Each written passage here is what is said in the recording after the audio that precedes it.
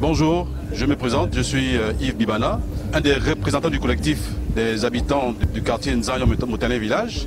Alors comme vous avez pu le constater, beaucoup ont intervenu sur l'état des conditions dans lesquelles nous vivons ici, en particulier la route, en particulier le problème d'électricité et aussi l'absence d'eau. Juste pour rappel, courant avril, nous avons adressé une correspondance à la présidence de la République dans laquelle nous exprimons un peu nos difficultés. Et une équipe avait été dépêchée pour faire l'état des lieux. Et jusqu'à aujourd'hui, on n'a pas eu, on va dire, un retour. Alors, dans notre démarche, nous sommes restés en communication avec l'équipe qui avait été dépêchée pour faire l'état des lieux.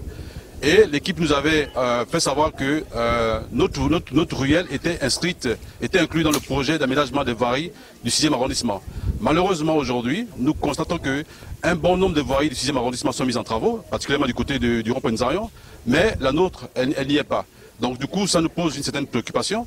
Voici pourquoi nous faisons on va dire, nous appelons les hautes autorités à apporter un regard particulier sur l'état de notre route. Alors, je disais qu'on avait introduit notre correspondance courant avril. Okay. Donc aujourd'hui, on est en août. Avril de quelle année? 2024. Aujourd'hui, on est en août 2024. Donc ça fait en gros, on va dire 5 mois. 5 mois. Voilà. Donc 5 mois après, on n'a pas eu de suite. Enfin, on n'a aucune visibilité. Et aujourd'hui, nous sommes très préoccupés parce que, vous voyez, les pluies se rapprochent et ça nous met dans un état de stress. Parce que vraiment, quand il pleut ici, c'est très difficile. Même avec un véhicule, c'est très difficile d'y accéder. Imagine encore ceux qui sont à pied. Le matin, pour aller à son lieu de travail ou à l'école pour les enfants, c'est un parcours de combattant parce qu'on doit parcourir environ 3 km de marche en pataugeant dans la boue pour au moins avoir le premier taxi.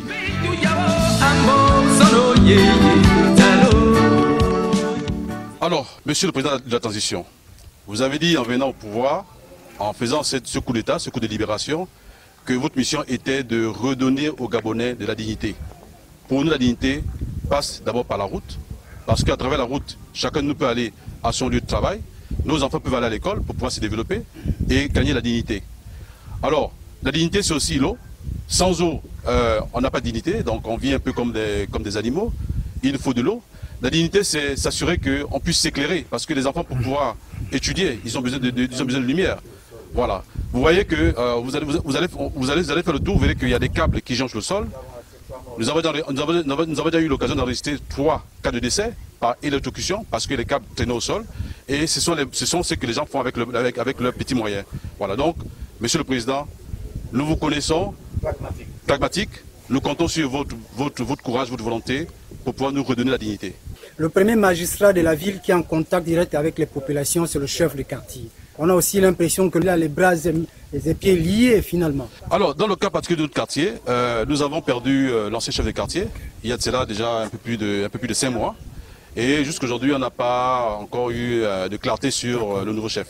Voilà, donc voici un peu dans quelle situation nous sommes. Peut-être l'occasion maintenant d'avoir aussi un nouveau capitaine. Parce que... Bien sûr, c'est l'occasion maintenant ici peut-être d'interpeller les autorités à penser, à mettre en place ce nouveau chef de quartier. Merci. On est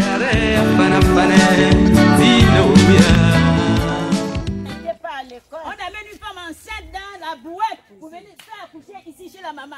C'est pas normal. On est dans la norme, on est plus dans le désordre.